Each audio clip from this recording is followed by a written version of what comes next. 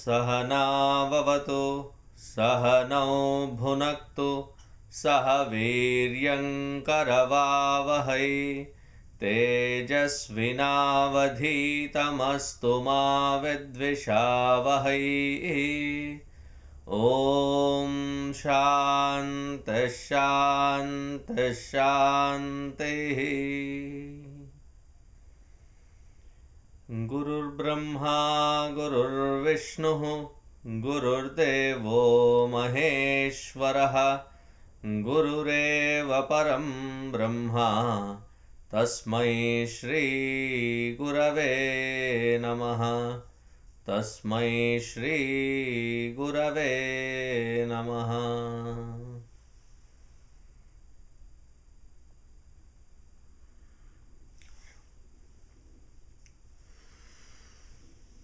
We are into the discussion on Vivekachoodamani.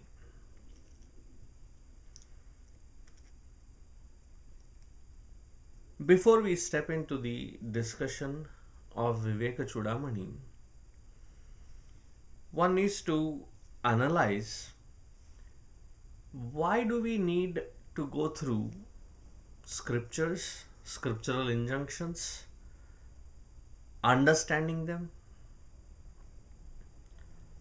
trying to apply them in our day-to-day life. Why is this a necessity?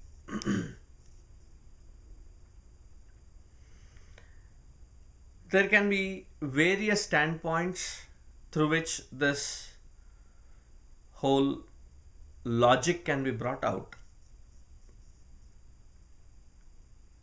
But I think the most profound would be because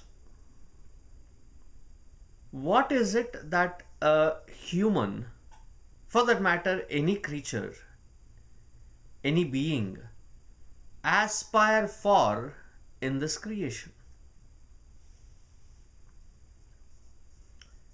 Every form of being, as Bhagavat puts it, ahara, nidra, bhaya, maithunam. Ahara, food. Nidra, sleep, rest. Bhaya, insecurities. Maithuna, indulgence of the need to propitiate progeny. These four are very common across. Along with these four, which are the basic or the baser needs of a creature to survive, of the species to survive, there is one common thing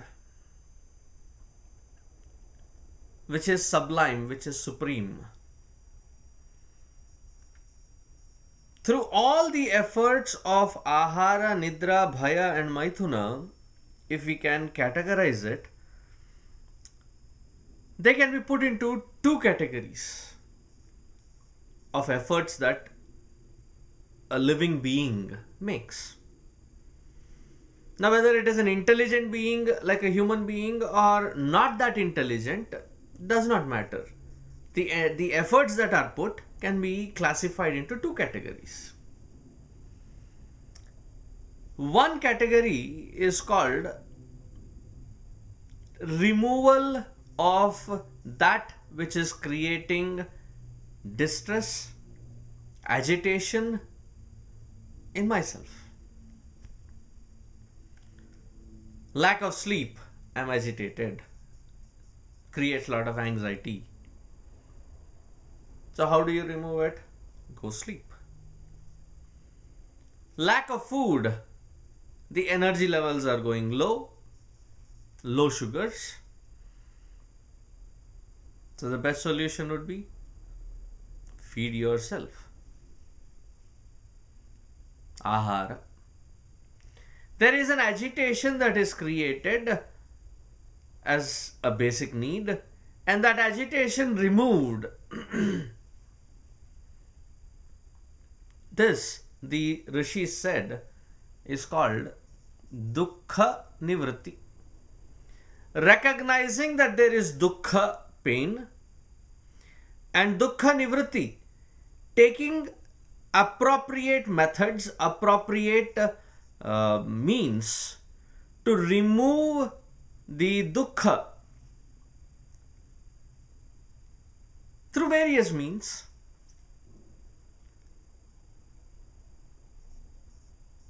Removal of this dukkha does not guarantee sukha. Removal of this dukkha, it only gives a sense of relief. Couple of examples that strike in my head. If you are walking and there is a small little pebble that goes right under your heel, and you don't have the time and luxury to stop down, remove your shoe and take the pebble off. You must have gone through the travel check, the checking that is done when you travel into the airport. They virtually ask you to take out your shoes, take out your coat, take out everything, almost strip search you. So at that time you have taken your shoes off and you have put it into that conveyor belt. It goes, scans across.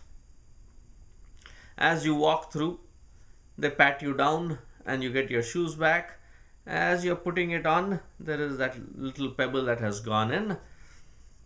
And you look at your time, that which should have taken just about 5 minutes, the entire line and waiting and their questions, it took about 25 minutes, and you're almost about to miss your flight.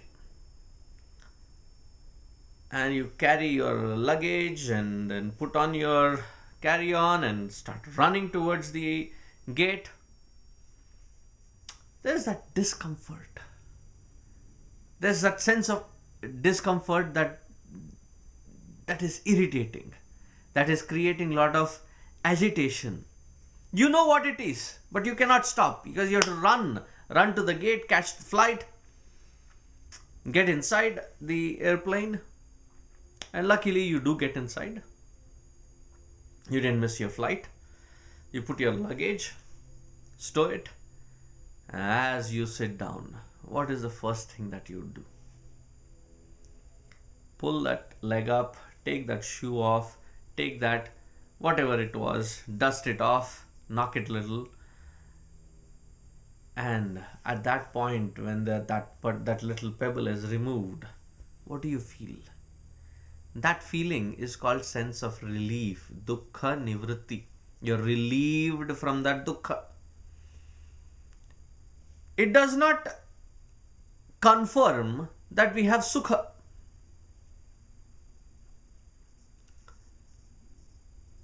So the second layer of effort that a living being makes, whether intelligent or unintelligent, is try different methods to reach to a state of comfort so that they can relish, cherish, and enjoy the joys of life, joys of different experiences.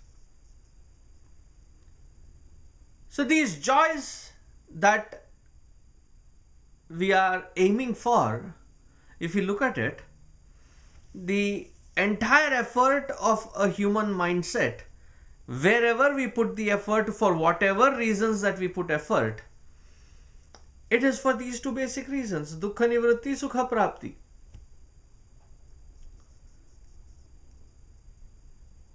The intentions are very clear, the intentions are very pure. Each one of us, depending on what kind of intersection that we are on, we know what is it that is agitating us, what is it that creates restlessness, what is it that gives me anxiety, what is it that gives me fears. Removing them all, dukkha nivritti. Now, sukha prapti is something that every one of us is aiming for, but each one of us, based on our past experiences, have created a certain pattern of existence. Repeating those patterns, or at least establishing the effort in such a way that the most of the patterns are repeatable. The idea is that I have had a certain amount of joy earlier performing it. Maybe repeating it again and again every single day will give me the same kind of joy. The first time you had coffee, it was like bitter, yuck taste. Then somebody said you don't need to torture yourself with black coffee. Add some milk in it, add some sugar in it, preferably a Punjabi style coffee. More milk, more sugar, less coffee. I said, this is flavored milk, not bad.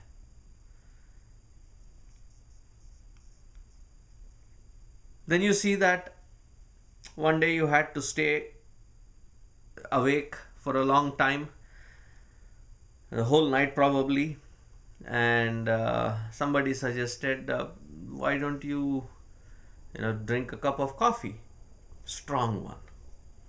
So you put more sugar, less milk, more decoction, mixed it up, and it kept you awake all night.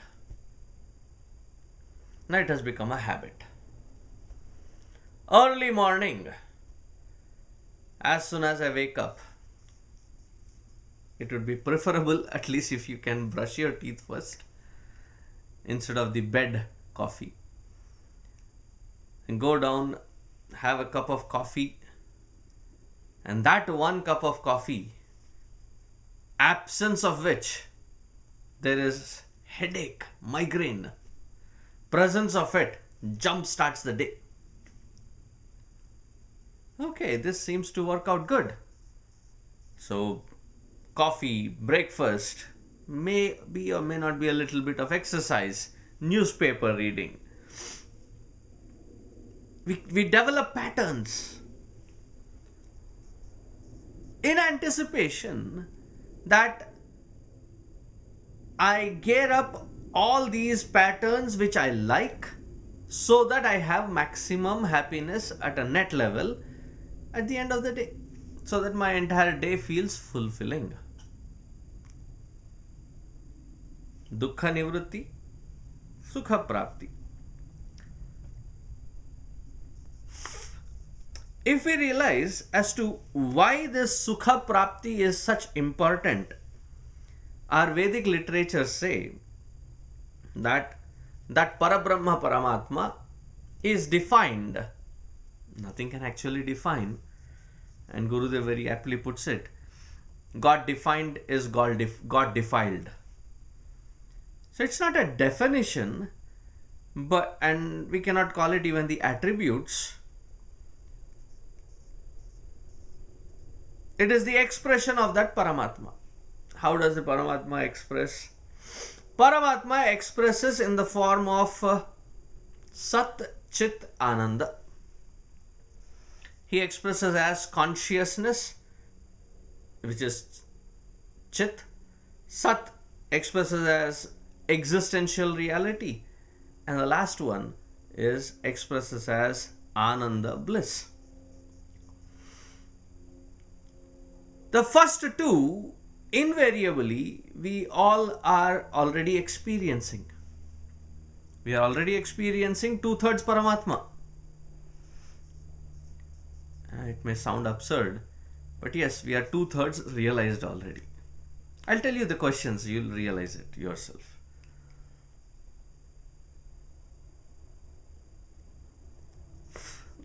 There'll be a couple of questions that I'll ask. Do I exist? Conveniently, we know, yes, I exist. The second question is, do I need of proof of authority or verification, validity, that I exist? That a government or a known agency gives me a stamped paper saying, hey, you exist. No, I exist in spite of, irrespective of whether I have that certificate or not. I exist. Do you know that you exist? Are you aware that you exist? Of course. Yes. I do. I exist. I exist. I don't need proof of authority to say that I exist. I know that I exist. Sat Swarupa, I exist. Niravadhika Nirabadhita Vastu, that which is not conditioned by anything, that is Satvastu. I know that I exist, Chitvastu. The third one is Ananda. As Vedanta puts it, Advaita Vedanta, it says that we are nothing but an extension and an expression of that Parabrahma Paramatma. And that Parabrahma Paramatma, the nature of that Parabrahma Paramatma is Satchidananda. I already experienced Sat and Chit. Ananda is not completely experienced. Therefore, of the three, what am I searching and seeking constantly? I am seeking that Ananda alone. Where am I seeking this Ananda? I am seeking this Ananda in all those realms which I have created, conditioned, patterned, based on my likes and dislikes. That which I like is my pattern, that which I don't like, if I have to go through it, I go through it with a grumble, with a frown on my face. But at the end of the day,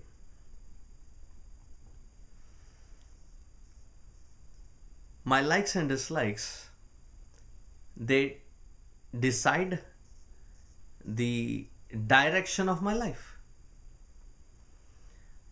As much as possible, that which I don't like, I like to weed off. That which I like, I try to put it in pattern and develop that pattern. Some of these patterns are at catering to the physical level. Some of them are to the emotional level. Some of them are at the intellectual level. Sharira, Mano, Buddhi. So at the Sharira level, whatever interaction gives me that Sukha, I create a pattern out of it. At a Manasik level, all those who give me, all those emotions that give me the comfort level at emotional level, I create a pattern of interaction with them.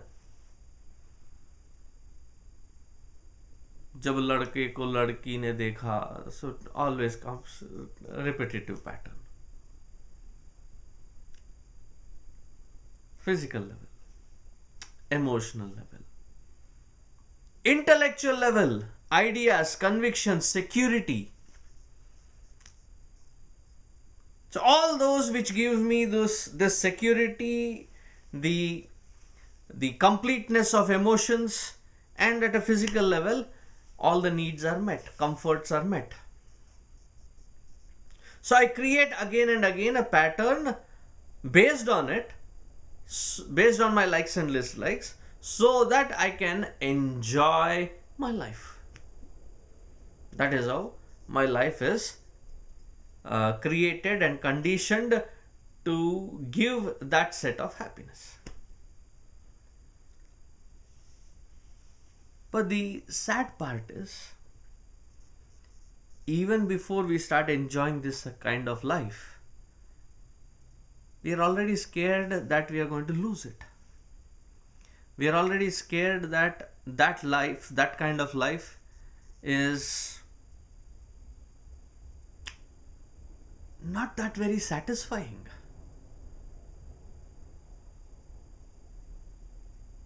Therefore, understanding this dissatisfaction, the rishis said, there is nothing wrong anticipating or aiming for happiness, but maybe that where I am searching for this happiness, that which I am assuming to give me happiness, may be the wrong place.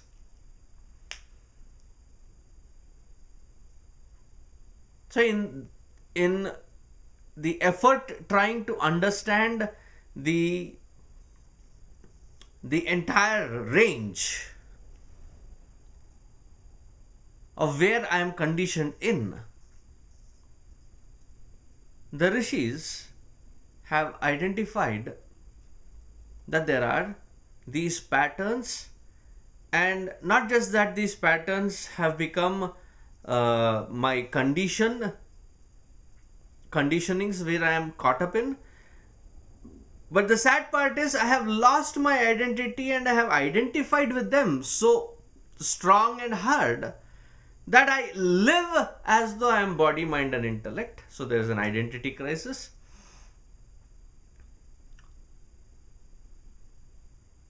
So the rishis who have studied Upanishads or who have commented on Upanishads, who have contributed to the Upanishads, they have said that in order to find that happiness, one needs to disidentify from that which stops us from being happy.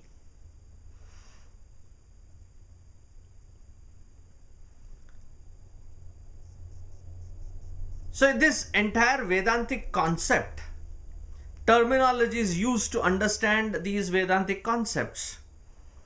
When they are all strung up together to make a cohesive logical pattern to understand.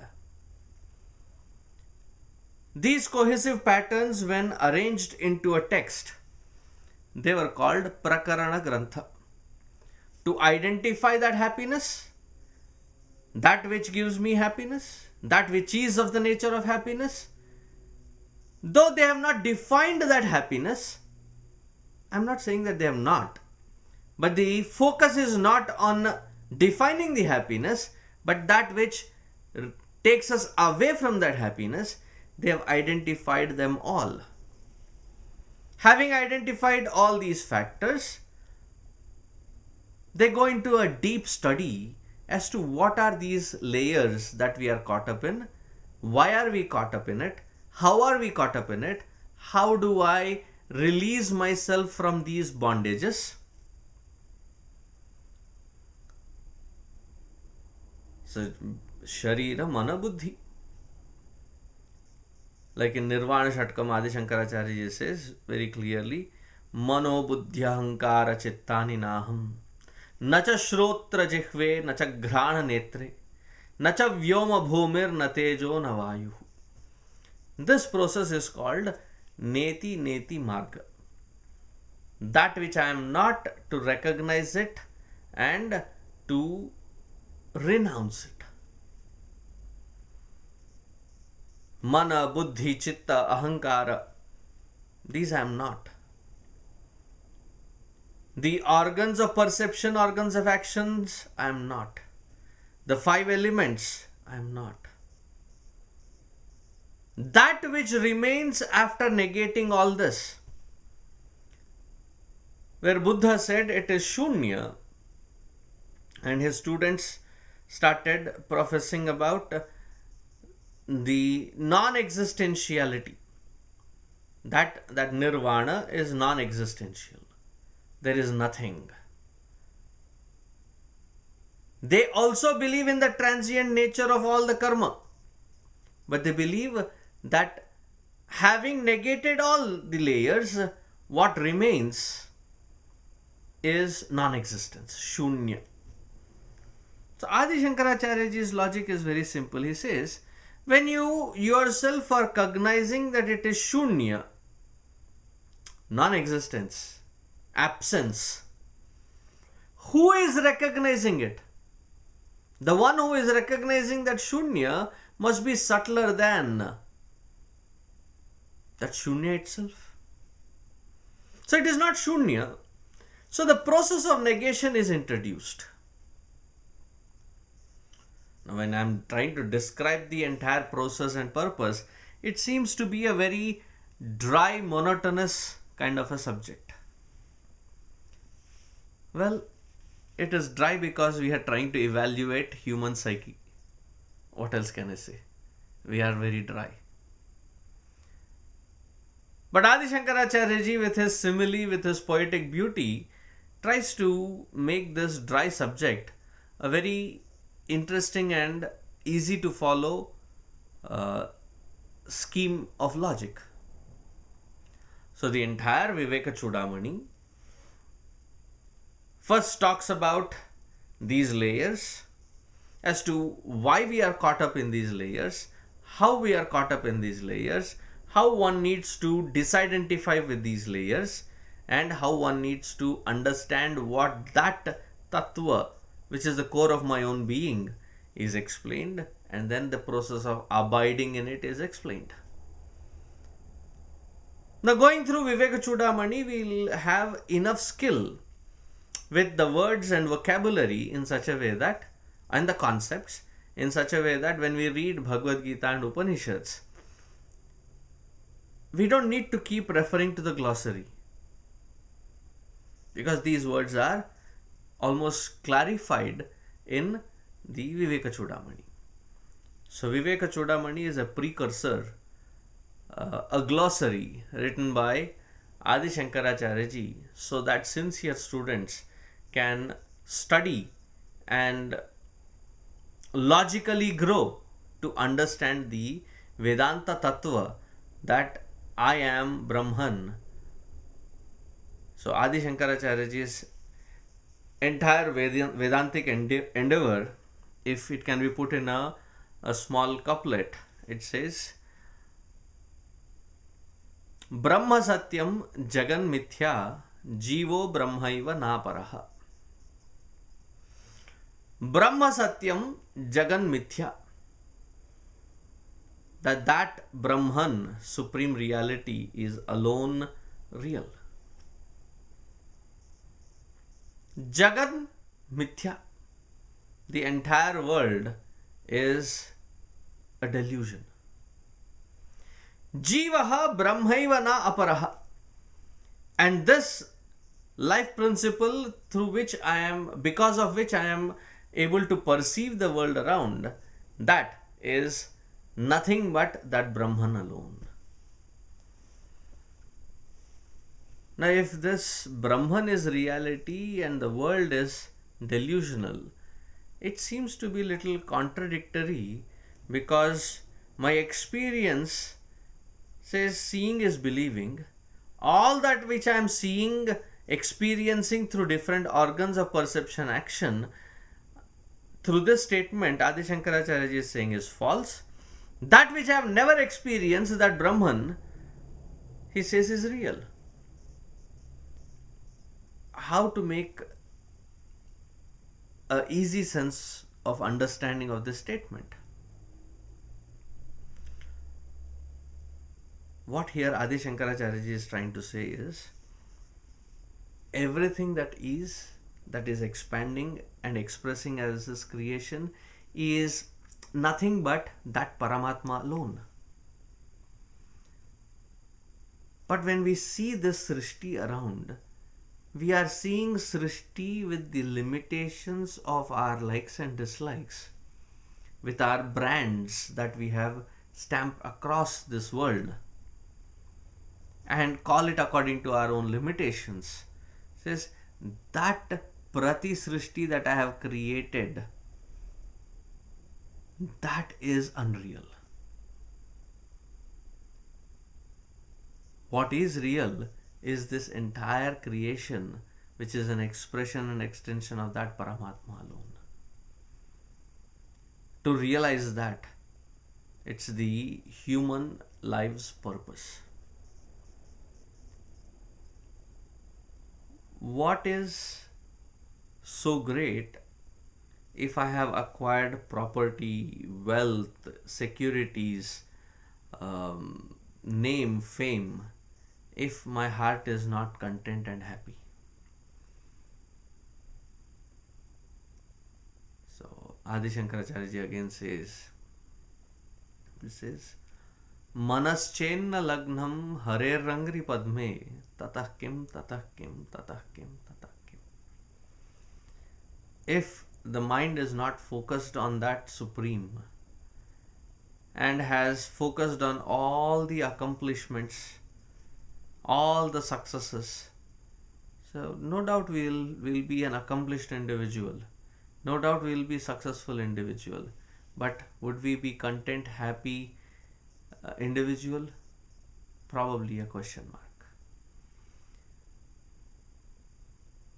To say that the crux of these Vedantic Prakarana Granthas is to enable us on both turfs, both fronts, to be successful and to be happy.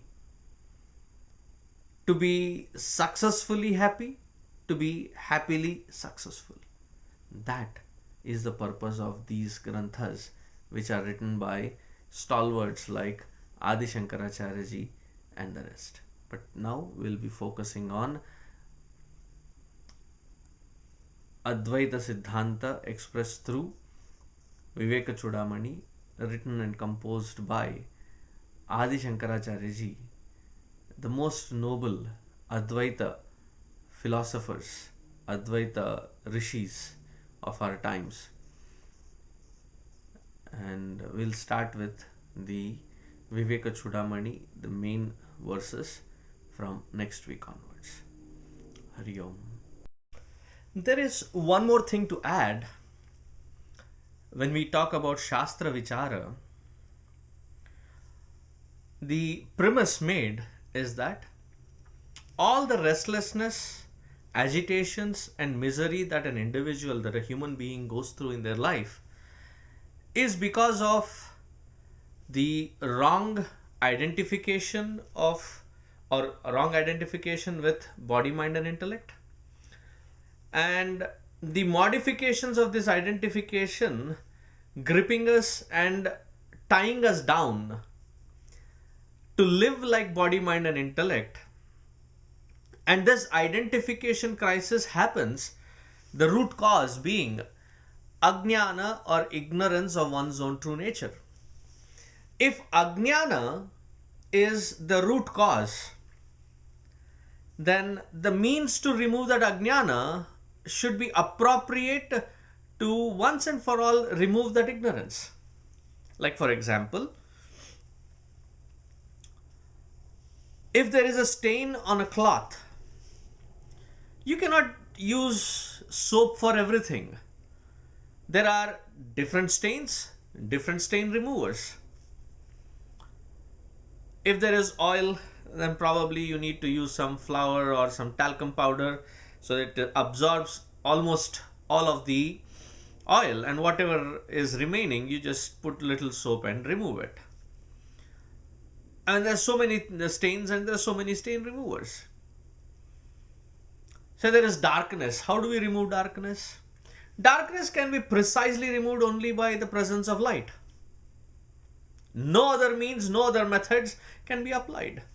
I cannot throw hot water in a dark room expecting that the hot water will clean away all the darkness, ridiculous as it sounds. Or put a powerful bleach or use a powerful vacuum to suck out all the darkness. It doesn't work. To remove darkness, we only have light. Similarly, to remove this ajnana, the only method that can be employed is jnana. It is with this jnana alone that the ignorance of one's own true nature can be once and for all at the root cause be removed. And that is called moksha, to be liberated from that ignorance. Karma, bhakti, they help prepare the individual to acquire this knowledge.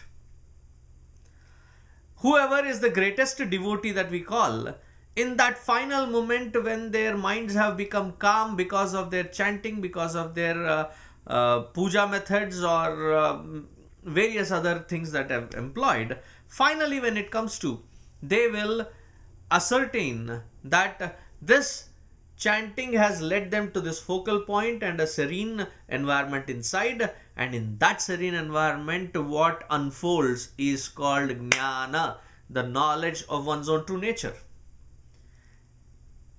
And that knowledge is the key. Therefore, Shastra Vichara removes the vikara, the modifications, not just at the intellectual level. The jnana does not just give us the clarity to work effectively and efficiently in the field of karma, but also to acquire that knowledge that I am that Paramatma, the core of my own being is that Paramatma. That knowledge comes through vichara. Therefore, we, time and again, the scriptures have been stating that the only method is through jnana. So what happens? We have these three equipments. The body is fine-tuned through karma. The mind or the seat of emotions is fine-tuned through the bhakti. The intellect is fine-tuned through jnana. Jnana has two parts, aparajnana and parajnana. Aparajnana helps us relate to this world and master how we can interact with the world. The know-how. Parajnana helps us to ascertain the concept of Paramatma, and that Paramatma is me through logical progression. And having reached there, to firmly abide in it is dhyana. To be ready, to be qualified for that jnana, for that dhyana, jnana is a stepping stone. Dhyanat evatu kaivalyam. In that dhyana, there is kaivalya, the liberation, the firm abidance in being that self.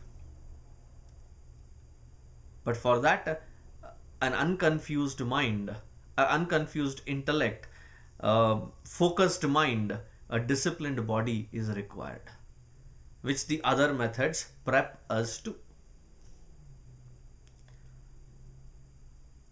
Without this jnana, which is the only thing that can remove ajnana, we will still be stuck in this world. Therefore, punarapi jananam, punarapi maranam, punarapi janani jatare shayanam. Constantly going through the cycle of birth and death again and again and again. Why?